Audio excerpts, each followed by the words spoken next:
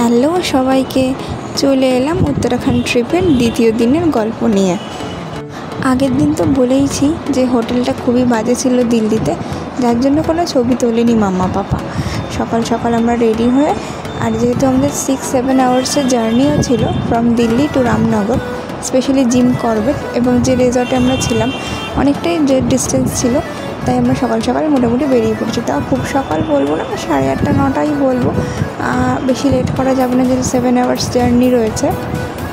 But ওই আমাকে ready করতে যতটা সময় লাগলো মাম্মা পাপার ব্রেকফাস্ট করতে, কিছু খাওয়াতে, বেবি নিয়ে যাওয়ার তো এটাই সমস্যা।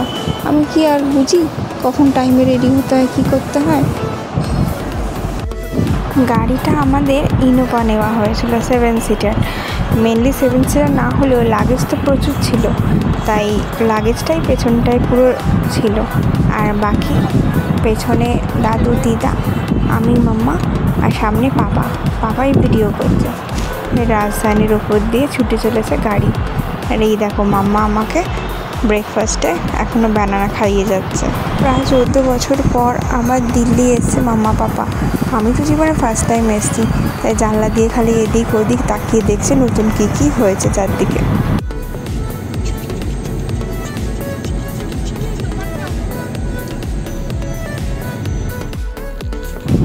দীর্ঘ জার্নির পর, মানে 5-6 ঘন্টা জার্নি করে শেষ আমরা রামনগর সিটিতে এসে পৌঁছলাম।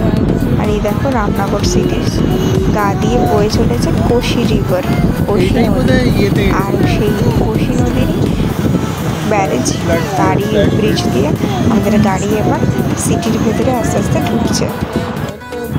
ভাবতে পারো, দিল্লি থেকে Ramnagar city and then Corbett park হয়ে আমাদের ডেস্টিনেশন হোটেলে পৌঁছতে প্রায় সন্ধে হয়ে গেল। আর এই দেখো আমরা এই ব্যারেজের ওপর দিয়ে যাচ্ছি।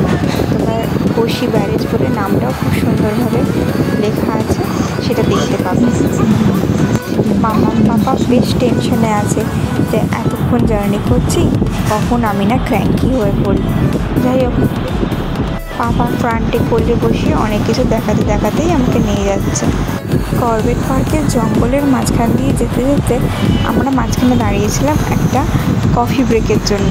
ক্যাফেটা দেখো, জাস্ট দেখার মতো, অসম্ভব সুন্দর ক্যাফে একটা। পৌঁছে গেছি রিসর্টে। রিসর্টটার নাম ছিল starling resort. The sad part is এটা মেন সিটি থেকে 35 কিলোমিটার দূরে, বাট ভীষণ সুন্দর। তোমরা একটা রুম ট্যুর দেখে নাও।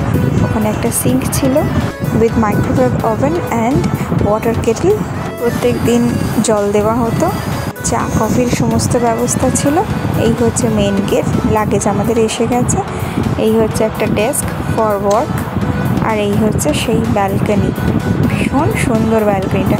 সন্ধ্যেবেলাটা তো ভিউটা বোঝাই যাচ্ছে না, সামনে পাহাড় আর নিচে সেই কোশি নদীর বয়ে গেছে। এত সুন্দর রিসর্টটা ছিল, বলার নয়। যেমন রুম তেমন তার প্লেগ্রাউন্ড, তেমন তার প্রতিটা ব্যালকনি, করিডোর। পরের দিন গুড মর্নিং হয়ে গেছে, সবাই মিলে ব্রেকফাস্ট করছে। গুড মর্নিং কিন্তু এখন হয়নি, হয়েছিল রাত 3:30টার সময়, যখন আমরা ঘুম থেকে উঠে সবাই মিলে গেছিলাম জঙ্গল সাফারিতে। তারপর এসে একটা ন্যাপ নিয়ে এখন সবাই ঘুম থেকে উঠেছে। ওই দেখো মাম্মা ব্রেকফাস্ট করছে, আর আমি ঘুম থেকে উঠে এখনও গড়াগড়ি দিচ্ছি।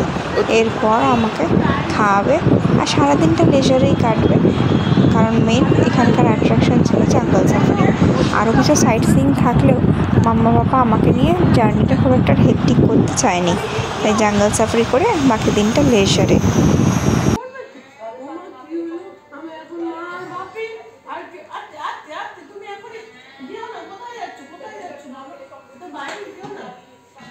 দরজাটা বন্ধ করো, দরজাটা। জঙ্গল সাফারির ভিডিওটা খুব শীঘ্রই আসতে চলেছে। ভিডিওটা কেমন লাগলো জানিও, আর ভালো লাগলে একটা লাইক করো, কমেন্ট করো, আর চ্যানেলটা পারলে সাবস্ক্রাইব করে নিও। দেখা হবে একটা নতুন ভিডিওর সাথে। সবাই ভালো থেকো, tata, bye bye, see you.